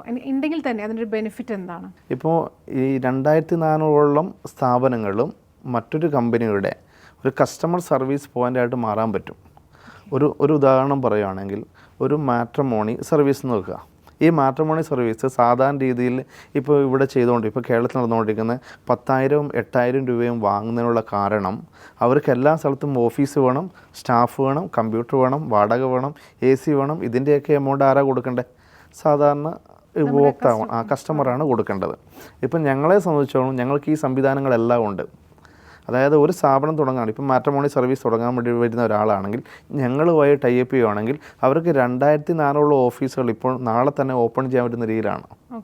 കാരണം ഞങ്ങളുടെ ഹെഡ് ഓഫീസിൽ നിന്ന് ഒരു സോഫ്റ്റ് കോപ്പി എല്ലാ സെൻറ്ററിലോട്ടും അയക്കുകയാണെങ്കിൽ അത് അവിടെ നിന്ന് പ്രിൻ്റ് എടുത്ത് അവിടെ വെക്കുകയാണെങ്കിൽ ഞങ്ങളുടെ സെൻറ്ററിൽ ഒരു 100-150 ആൾ 200 ആൾ ദിവസം കയറിറങ്ങി പോകുന്നതാണ്. അതും മനസ്സിലാക്കിക്കൊണ്ട് തന്നെ അവിടെ അത്രയും ബിസിനസ് കൺവേർഷൻ നടത്താൻ പറ്റും. ഓൾറെഡി എസ്റ്റാബ്ലിഷ്ഡ് ആയതുകൊണ്ട് ഇറ്റ്സ് വെരി ഈസി ആയിരിക്കും. വളരെ ഈസി ആയിരിക്കും. കാരണം മറ്റ് കമ്പനികളെ സംബന്ധിച്ചോളം ഞങ്ങൾ ഇപ്പോൾ ഒരു ഡിജിറ്റൽ മാർക്കറ്റിംഗ് ചെയ്തു, വേറൊരു കമ്പനി മാർക്കറ്റിംഗ് ചെയ്തു. അതിപ്പം എറണാകുളത്തുള്ളൊരു കമ്പനി ഇവിടെയാണ്. അത് കണ്ണൂരുള്ളവർക്കൊരു വിശ്വസ്തത ഉണ്ടാവില്ല. ഇപ്പം ഞങ്ങളെ സംബന്ധിച്ചുള്ള ഇത്രത്തോളം 2,400 ഫ്രാഞ്ചൈസി ഉണ്ട്. ഇത് മുഖേനയാണ് ഒരു പ്രൊഡക്റ്റ് സെയിൽ ചെയ്യുന്നതെങ്കിൽ ആൾക്കൊരു വിശ്വസ്തത കൂടുതലുണ്ടാവും. പിന്നെ അവരെ തന്നെ എന്തെങ്കിലും മറ്റ് സർവീസ് കാര്യങ്ങളുണ്ടെങ്കിൽ അവരുമായി ടൈപ്പ് ചെയ്താൽ മതിയല്ലോ. അവർക്ക് ഏറ്റവും അറിയപ്പെടുന്ന ഒരാൾ തന്നെ നമ്മുടെ നാട്ടിലുണ്ടല്ലോ. അതെ അതെ. അതുകൊണ്ട് അവർ ഏതൊരു കമ്പനിയുടെയും സർവീസുകളോ അല്ലെങ്കിൽ പ്രൊഡക്റ്റുകളോ ഞങ്ങളായിട്ട് മാർക്കറ്റ് ചെയ്യാനുള്ള ഒരു അവസരം കൂടെ ഞങ്ങൾ തുറന്നു കൊടുക്കുന്നു. ഞാൻ പറഞ്ഞ പോലെ ഒരു എല്ലാ തരത്തിലും ഒരു മിത്രമായിട്ട് ഈ മിത്രം കൂടെ ഉണ്ടാവും. തീർച്ചയായും ഉണ്ടാവും. സാർ ഇപ്പോൾ പറഞ്ഞല്ലോ മാട്രിമോണി കാര്യങ്ങളൊക്കെ പറഞ്ഞു, അതുമായിട്ട് ബന്ധപ്പെട്ടുള്ള അസോസിയേറ്റ് ചെയ്തിട്ടുള്ള വർക്കുകളൊക്കെ പറഞ്ഞു. ഇത് കൂടാതെ മറ്റേതെല്ലാം സംരംഭങ്ങൾ അല്ലെങ്കിൽ എന്തെല്ലാം ഫെസിലിറ്റീസ് ആണ് പ്രൊവൈഡ് ചെയ്യുന്നത്? നമ്മളെ സംബന്ധിച്ചോളം മറ്റൊന്ന് പറയുകയാണെങ്കിൽ ഇപ്പം GST സർവീസുകൾ, ഇപ്പം GST സർവീസുകൾ ഇപ്പം സാധാരണ രീതിയിൽ ജനസേവന കേന്ദ്രങ്ങളിൽ ചെയ്യാൻ ബുദ്ധിമുട്ടാണ്. കാരണം GST സർവീസ് അത്രത്തോളം പഠിക്കണം. ഞങ്ങളെ സംബന്ധിച്ചോളം പോക്കറ്റ് ടാക്സ് ഒരു കമ്പനിയായി ടൈപ്പ് ചെയ്തേക്കുവാണ്. ആയതുകൊണ്ട് തന്നെ അവരെ സംബന്ധിച്ചോളം ഡോക്യുമെൻറ്റുകൾ മേടിച്ചുകയാണെങ്കിൽ സർവീസുകളൊക്കെ ഈ കമ്പനിയാണ് കാര്യങ്ങൾ ചെയ്യുന്നത്. പക്ഷേ അല്ലെ സർവീസ് അവർ ചെയ്യുന്ന സർവീസിൽ ലാഭം ഇവരുമായിട്ട് ഷെയർ ചെയ്യുകയും ചെയ്യും. അതുകൊണ്ട് എല്ലാ സർവീസുകളും, അതായത് ഒരു കമ്പനി തുടങ്ങാൻ വേണ്ടിയുള്ള തുടക്കമുള്ള എല്ലാ സർവീസുകളും, അതായത് കമ്പനി രജിസ്ട്രേഷൻ ആയിക്കോട്ടെ, ട്രേഡ് മാർക്ക് ആയിക്കോട്ടെ, GST സർവീസ് ആയിക്കോട്ടെ, GST ഫയലിംഗ് ആയിക്കോട്ടെ, ഇങ്ങനെയുള്ള എല്ലാ സർവീസുകളും ചെയ്യാൻ പറ്റും. അത് ഞങ്ങൾ ഈ നേരത്തെ പറഞ്ഞില്ല, തേർഡ് പാർട്ടി സർവീസുകൾ കൊടുക്കുന്നില്ലേ, അങ്ങനെ മറ്റു കമ്പനികൾ ടൈപ്പ് ചെയ്യുന്നതാണ്. GST എന്നൊക്കെ പറയുമ്പോൾ തന്നെ ആളുകൾക്ക് തലവേദന. അപ്പോൾ ആ GSTയുടെ കാര്യങ്ങളെല്ലാം നമ്മൾ ഹാൻഡിൽ ചെയ്യുന്നു പറയുമ്പോൾ തീർച്ചയായിട്ടും ഈ മിത്രം വെരി സ്പെഷ്യൽ ആവുകയാണ് അവിടെ, അല്ലേ? തീർച്ചയായും. അതായത് ഒരാൾക്ക് ഇപ്പോൾ വളരെ ആവശ്യമായിട്ടുള്ള ചെറിയ ചെറിയ കാര്യങ്ങൾ, ഇപ്പം പാസ്പോർട്ട് എടുക്കലും ആധാർ കാർഡ് അങ്ങനെയുള്ള കാര്യങ്ങൾ തൊട്ട് വലിയൊരു കമ്പനിക്ക് വേണ്ട എല്ലാ കാര്യങ്ങളും നമ്മൾ ഈ മിത്രം ചെയ്തു കൊടുക്കുന്നത്. ഇനി ഇപ്പോൾ മറ്റൊന്ന് ചോദിക്കുകയാണെങ്കിൽ, ഇപ്പോൾ ഒരുപാട് ജനസേവന കേന്ദ്രങ്ങൾ നമ്മുടെ നാട്ടിൽ വരുന്നുണ്ട്, അങ്ങനെ കൂണുപോലെ പൊട്ടിമുളച്ച് വരുന്നുണ്ട്. അപ്പോൾ എങ്ങനെയാണ് ഈ മിത്രം അതിൽ നിന്നെല്ലാം സ്പെഷ്യൽ ആവുന്നത്? ഞങ്ങളുടെ ബാക്ക് എൻഡ് സപ്പോർട്ടാണ് ഒന്ന് എടുത്തു പറയേണ്ടത്. കാരണം അവിടെ വന്നാൽ കാര്യങ്ങൾ ചെയ്തു പോകാൻ പറ്റും എന്നത് തന്നെയാണ് ഏറ്റവും നല്ലത്. പിന്നെ അതേപോലെ തന്നെ ഞങ്ങൾ തേർഡ് പാർട്ടി കമ്പനികളെ ടൈപ്പ് ചെയ്തുകൊണ്ട്, ഞങ്ങളുടെ വിഷയം തന്നെ പറഞ്ഞല്ലോ, എല്ലാ കമ്പനികളുടെയും ഒരു പ്രൊഡക്റ്റ് ലോഞ്ച് ഹബ്ബായിട്ട് മാറുക എന്നാണ്. ഇപ്പോൾ LIC വരെ ഞങ്ങൾ ടൈപ്പ് ചെയ്തു. LIC പോളിസികൾ ഞങ്ങളുടെ സെൻറ്റർ വഴി കിട്ടും. ഓക്കെ, ആ രീതിയിൽ പല കമ്പനികളും ഞങ്ങളുമായി ടൈപ്പ് ചെയ്യുന്നുണ്ട്. ഞങ്ങളൊരു ഹിഡൻ ചാർജോ കാര്യങ്ങളോ ഒന്നും ഞങ്ങളുടെ ഫ്രാഞ്ചൈസിയോട് വാങ്ങുന്നില്ല. അവർക്ക് വേണ്ട ട്രെയിനിങ് സപ്പോർട്ട് ഞങ്ങൾ കൊടുക്കുന്നില്ലാതെ അവരൊരു വരുമാനത്തിൽ ഷെയറിങ്ങോ അങ്ങനത്തെ കാര്യങ്ങളോ ഒന്നും ചെയ്യുന്നില്ല. തേർഡ് പാർട്ടി സർവീസ് എന്ന് പറയുമ്പോൾ തന്നെ ഇപ്പോൾ ഞങ്ങളെ സംബന്ധിച്ച് സ്റ്റഡി അബ്രോഡ് നമ്മൾ ചെയ്യുന്നുണ്ട്. അതിൽ കൂടെ തന്നെ നല്ല രീതിയിൽ നമ്മുടെ സെൻറ്ററുകൾക്ക് വരുമാനം ഉണ്ടാക്കുന്ന ഒരവസരം കൂടെ കൊടുക്കുന്നു. പിന്നെ സ്റ്റുഡൻസിനോട് ഞങ്ങൾ ₹1 പോലും സർവീസ് ചാർജായിട്ട് വാങ്ങുന്നില്ല. അതൊക്കെ എടുത്തു പറയേണ്ട സർവീസുകളാണ്. അതായത് നേരത്തെ പറഞ്ഞ പോലെ ഒരു സ്റ്റുഡൻ്റ് ആയിട്ടായാലും അല്ലെങ്കിൽ ബിസിനസ്സിലേക്ക് വരുന്നവരായാലും ഏത് തലത്തിലുള്ള ആൾക്കാർക്കായാലും അവർക്ക് വേണ്ടിയിട്ടുള്ള ഒരുപാട് കാര്യങ്ങൾ നമ്മൾ ജനസേവനത്തിൽ ചെയ്തു കൊടുക്കുന്നുണ്ട്. ഈ മിത്രം അത് പ്രൊവൈഡ് ചെയ്യുന്നുണ്ട്. തീർച്ചയായും. സാർ നേരത്തെ പറഞ്ഞല്ലോ സ്റ്റഡി അബ്രോഡ് കാര്യങ്ങൾ നമ്മൾ ചെയ്തു കൊടുക്കുന്നു പറഞ്ഞല്ലോ. അപ്പോൾ അതെന്തെല്ലാം കാര്യങ്ങളാണ് കുട്ടികൾക്ക് വേണ്ടിയിട്ട് നമ്മൾ ചെയ്തു കൊടുക്കുന്നത്? ഇപ്പം വിദേശത്തോട്ട് പഠിക്കാൻ പോകുന്ന ഒരു കുട്ടിയെ സംബന്ധിച്ചോളം മറ്റ് ചില സ്ഥലങ്ങളിലെല്ലാം അവരുടെ ഡോക്യുമെൻ്റ് കൊടുക്കുക തന്നെ അവരോട് ക്യാഷ് മേടിച്ച് വെക്കാറുണ്ട്. കാരണം അതുകൊണ്ട് തന്നെ പലർക്കും വിദ്യാഭ്യാസത്തിന് മുന്നോട്ട് പോകാനുള്ള ബുദ്ധിമുട്ടുകൾ വരുന്നുണ്ട്. ഞങ്ങളെ സംബന്ധിച്ചോളം യൂണിവേഴ്സിറ്റി ഡയറക്റ്റാണ് ഫീസെല്ലാം വരുന്നത്. അതുകൊണ്ട് തന്നെ അവരെ സംബന്ധിച്ചോളം കുട്ടികളോട് ഒരു എമൗണ്ട് വരെ ഞങ്ങൾ വാങ്ങുന്നില്ല, ഞങ്ങളുടെ സെൻറ്ററുകാരെ വാങ്ങുന്നില്ല. University ഡയറക്റ്റാണ് counselling സൗജന്യമായിട്ടാണ്. അതുകൊണ്ട് ധൈര്യമായിട്ട് ഏതൊരാൾക്കും വിദേശ പഠനത്തിന് വേണ്ടിയുള്ള എല്ലാ സൗകര്യങ്ങളും ഞങ്ങൾ വഴി ചെയ്തു കൊടുക്കുന്നതാണ്. അത് തേർഡ് പാർട്ടി പോലെ അല്ല പ്രവർത്തിക്കുന്നത്. തീർച്ചയായിട്ടും നമ്മളൊരു ഡയറക്റ്റ് പോലെ തന്നെയാണ് ഈ മിത്രം അവരെ ഹെൽപ്പ് ചെയ്യുന്നത്, അല്ലേ? തീർച്ചയായും. ഒരു കുട്ടിക്കായാലും നല്ല ബുദ്ധിമുട്ടായിരിക്കുള്ളൂ. ഇപ്പോൾ ഒരു എബ്രോഡ് സ്റ്റഡി എന്ന് പറയുമ്പോൾ തീർച്ചയായിട്ടും ഒരുപാട് ടെൻഷൻസ് ഉണ്ടാവും. പക്ഷെ നാട്ടിൽ ചെയ്യേണ്ട കാര്യങ്ങളെല്ലാം ഈ മിത്രം ഇങ്ങനെ ഹെൽപ്പ് ചെയ്യുന്നുണ്ടെങ്കിൽ അത് ഏതൊരു കുട്ടിക്കും വിദ്യാഭ്യാസം വളരെ എളുപ്പമാക്കി കൊടുക്കുകയാണ്. തീർച്ചയായിട്ടും മറ്റൊരു ചോദ്യം കൂടെ ചോദിക്കുകയാണെങ്കിൽ, ഇപ്പം 2000-ഓളം അല്ലെങ്കിൽ എബവ് 2000 ബ്രാഞ്ചസ് ഉണ്ടെന്ന് പറഞ്ഞല്ലോ. അപ്പോൾ ഏത് ജില്ലയിലാണ് ഇതിൽ ഏറ്റവും കൂടുതൽ ബ്രാഞ്ചസ് ഉള്ളത്? ഇപ്പോൾ കണ്ണൂർ ജില്ലയിലാണ് കൂടുതലുള്ളത്. കണ്ണൂർ ജില്ലയിൽ 280ഓളം ഫ്രാഞ്ചൈസികളുണ്ട്. അപ്പോൾ ഈ ഒരു 280 ബ്രാഞ്ചസ് ഉണ്ടാകുമ്പോൾ തീർച്ചയായിട്ടും അതിന് എന്തെങ്കിലും ഒരു ചിട്ടകളോ അല്ലെങ്കിൽ എന്തെങ്കിലും റൂൾസ് ഉണ്ടാവില്ലേ? ഇത്രത്തോളം ബ്രാഞ്ചസ് അല്ലെങ്കിൽ ഇത്രത്തോളം അകലത്തിലാണ് ഈ ഒരു ജനസേവന കേന്ദ്രം വേണ്ടതെന്നുള്ളൊരു എന്തെങ്കിലും ഒരു നിയമം ഉണ്ടാവില്ലേ? ഉണ്ട്. അതിനിപ്പോൾ സാധാരണ ഞങ്ങളൊരു 500 മീറ്ററാണ് ടൗൺ ഏരിയയിൽ വെക്കുന്നത്. അല്ലെങ്കിൽ സാധാരണ ഒരു ഗ്രാമത്തിലാണ് ഒന്നേ കൊടുക്കുകയുള്ളൂ. പക്ഷേ ടൗൺ ഏരിയയെ സംബന്ധിച്ചോളം ഒരു നല്ല ടൗണിൽ 4-5 ഫ്രാഞ്ചൈസികളുള്ള ഏരിയ ഉണ്ട്. കാരണം അവിടുത്തെ പോപ്പുലേഷൻ അനുസരിച്ചാണ്. ആ ഒരു പോപ്പുലേഷനും പിന്നെ ആ ഒരു സ്ഥലത്തിന്റെ വിസ്തീർണം അനുസരിച്ചായിരിക്കും ചിലപ്പോൾ ഈ ഒരു ബ്രാഞ്ചസ് നമ്മൾ സെറ്റ് ചെയ്ത് കൊടുക്കുന്നത്. പിന്നെ എന്താണെന്ന് തന്നെ ഞങ്ങൾ ഒരു ഫ്രാഞ്ചൈസി ഉള്ളവരോട് ചോദിച്ചതിന് ശേഷം മാത്രമാണ് തൊട്ടടുത്തൊരു ഫ്രാഞ്ചൈസി കൊടുക്കുകയുള്ളൂ. അതായത് മറ്റൊരു ഫ്രാഞ്ചൈസി ഉള്ള ആൾക്കാരോടാണെങ്കിൽ അവരോട് ചോദിച്ചിട്ട് ഞങ്ങളുടെ ഫ്രാഞ്ചൈസിക്കാരോട് ചോദിച്ചിട്ട് അവരെ അനുഭവത്തോട് മാത്രമേ നമ്മൾ മറ്റുള്ളവർക്ക് കൊടുക്കുള്ളൂ. കാരണം 2 പേർക്കും ബിസിനസ് കൃത്യമായി കിട്ടുന്ന ഒരു ഏരിയ ആണെങ്കിൽ മാത്രമേ അവിടെ വേറെ ആൾക്ക് കൊടുക്കുള്ളൂ. തീർച്ചയായിട്ടും ജനങ്ങൾക്ക് ഒരു സേവനമായിട്ട് കിട്ടുകയും വേണം. നമ്മൾ ബിസിനസ് തുടങ്ങുമ്പോൾ അവർക്കൊരു ബെനിഫിറ്റ് ഉണ്ടാവുകയും വേണം. അതിനുവേണ്ടി തീർച്ചയായിട്ടും ഇങ്ങനത്തെ ഒരു ഇൻഫർമേഷൻ കളക്ട് ചെയ്ത ശേഷം മാത്രമേ ആ ഒരു ബ്രാഞ്ച് അവിടെ സെറ്റ് തൊട്ടടുത്തടുത്ത് നമ്മൾ ഫ്രാഞ്ചൈസി കൊടുക്കാറില്ല. ചെയ്തിട്ട് കാര്യമില്ല. രണ്ടാൾക്കും ഒരു ബുദ്ധിമുട്ടാവില്ലേ? ഇപ്പൊ നമ്മുടെ ബ്രാഞ്ചസ് സ്റ്റാർട്ട് ചെയ്തിട്ട് അത് ഒന്നിൽ കൂടുതൽ അല്ലെങ്കിൽ ചിലപ്പോൾ ഒരു 10ൽ കൂടുതലൊക്കെ ആക്കിയിട്ടുള്ള ക്ലയൻസ് ഉണ്ടോ? 10ൽ കൂടുതൽ 4 എണ്ണം എടുത്ത ആൾക്കാരുണ്ട്. ഓക്കെ, അപ്പോൾ അവർ ഇനിയും ബ്രാഞ്ചസ് എടുക്കാൻ താല്പര്യപ്പെടുന്നു. തീർച്ചയായും ഒരാൾ തന്നെ 4, ഒരു കുടുംബത്തിൽ തന്നെ 4 പേര് ബിസിനസ് ചെയ്യുന്നുണ്ട്. അപ്പോൾ അത്രയും ലാഭം ഉള്ളത് കൊണ്ടാണല്ലോ അവരതിലേക്ക് വരുന്നത് അല്ലേ? റിസ്ക് ഫ്രീ ആണ്. കാരണം ലക്ഷങ്ങൾ മുടക്കി ഇപ്പോൾ ഒരു ഉദാഹരണം പറഞ്ഞ ഒരു തുണിക്കട തുടങ്ങുകയാണ്, ലക്ഷങ്ങൾ മുടക്ക് വേണമെന്നല്ല, അതല്ല ഒരു മോഡൽ മാറിയാൽ സ്റ്റോക്ക് ഫെയിലാവും. അങ്ങനെ പല കാര്യങ്ങളും ഉണ്ട്. ഞങ്ങളെ സംബന്ധിച്ചുള്ള എന്താണുള്ള ഒരു കമ്പ്യൂട്ടറും പ്രിന്ററുമാണ് അല്ല, പിന്നെ ഒരു സമൂഹത്തിൽ നിലയം വിലയുള്ള ഒരു ബിസിനസ്സാണ്. ഒരു ജനസേവനമാണ്, ഒരു സർവീസ് ആയതുകൊണ്ട് തന്നെ. തീർച്ചയായിട്ടും നമ്മൾ നേരത്തെ പറഞ്ഞ പോലെ ഒരു ഏജ് കാറ്റഗറി ഇല്ല, സ്ത്രീകൾക്കായാലും നമുക്ക് ഈ ഒരു ബിസിനസ് സ്റ്റാർട്ട് ചെയ്യാമെന്ന് പറഞ്ഞിരുന്നു. അപ്പോൾ അങ്ങനെ സ്റ്റാർട്ട് ചെയ്യാൻ ഉദ്ദേശിക്കുന്നവർക്ക്, ഈ വീഡിയോ കാണുമ്പോൾ അങ്ങനെ സ്റ്റാർട്ട് ചെയ്യാൻ താല്പര്യമുള്ളവർക്ക്, ഒരു ബിസിനസ് ചെയ്യണം അല്ലെങ്കിൽ ഒരു ജോലി ചെയ്യണമെന്ന് താല്പര്യമുള്ളവർക്ക് എങ്ങനെയാണ് ഇത് സാറിനായിട്ട് കോൺടാക്ട് ചെയ്ത് ഈ ഒരു കാര്യങ്ങളിലേക്ക് എത്തേണ്ടത്? ഞങ്ങളുടെ ഓഫീസ് എറണാകുളം കടവന്ത്രയാണ്. നേരിട്ട് അവിടെ വന്ന് വിസിറ്റ് ചെയ്തിട്ട് കൃത്യമായി ഞങ്ങളുടെ ഓഫീസിനെ കുറിച്ച് കൃത്യമായി പഠിച്ച് കാര്യങ്ങൾ ഡയറക്റ്റും ചെയ്യാം. അതേപോലെ തന്നെ ഞങ്ങളുടെ ഇത്രത്തോളം ഫ്രാഞ്ചൈസി ഉണ്ടെങ്കിലും ഇതിൽ ആ ചുരുക്കം പേര് മാത്രമേ ഞങ്ങളുടെ ഓഫീസിൽ എത്തിയിട്ടുള്ളൂ. ബാക്കിയെല്ലാം ഓൺലൈനിലാണ്. കാരണം അവർക്കറിയാം മറ്റൊരിടത്തെല്ലാം പ്രവർത്തിക്കുന്നത് എങ്ങനെയാണെന്ന് അറിയുന്നതുകൊണ്ട് തന്നെ ഞങ്ങളുമായിട്ട് ഡയറക്റ്റ് നമ്മൾ ഫോൺ വിളിച്ച് കാര്യങ്ങൾ സംസാരിച്ച് ചെയ്യാനും പറ്റും. പിന്നെ അതല്ലാതെ ഞങ്ങളുടെ സൈറ്റുണ്ട് www.emitram.com എന്ന സൈറ്റിൽ കയറി അതിൽ രജിസ്റ്റർ ന്യൂ CSP എന്ന ലിങ്ക് വഴി ക്ലിക്ക് ചെയ്തിട്ട് അവിടെ അതിന് വേണ്ട ഡീറ്റെയിൽസ് കൊടുക്കുകയാണെങ്കിൽ അപ്പോൾ തന്നെ ഓഫീസ് ഞങ്ങൾ കോൾ ബാക്ക് ഉണ്ടാകും. അവർ എന്താണ് ചെയ്യേണ്ടതെന്ന് കൃത്യമായി പറഞ്ഞു തരും. പിന്നെ അതിനുശേഷം ട്രെയിനിങ്, ലൈസൻസിങ്, ബാക്കിൻ്റെ സപ്പോർട്ട്, ബ്രാൻഡിങ്ങും ഉണ്ടാകും. അപ്പോൾ തീർച്ചയായിട്ടും ഒരു ലോ ഇൻവെസ്റ്റ്മെൻറ്റ്, റിസ്ക് ഫ്രീ ആയിട്ടുള്ള ഒരു ബിസിനസ് സ്റ്റാർട്ട് ചെയ്യാൻ താല്പര്യമുള്ളവർക്ക് തീർച്ചയായിട്ടും ഈ മിത്രം സ്റ്റാർട്ട് ചെയ്യാം.